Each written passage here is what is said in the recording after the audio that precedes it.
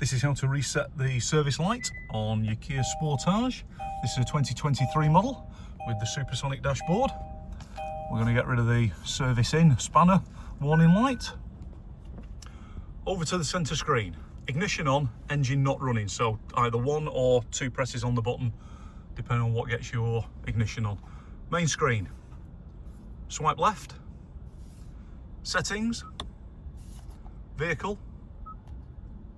On the left, scroll up to convenience. Service interval. Reset. Do you want to reset it? Yes. Resetting. Reset. That's it. And then back, back, back. Swipe, you're back to your main screen. Cycle the ignition.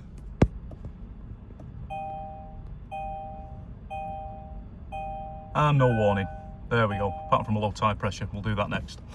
Thanks for watching. Like and subscribe.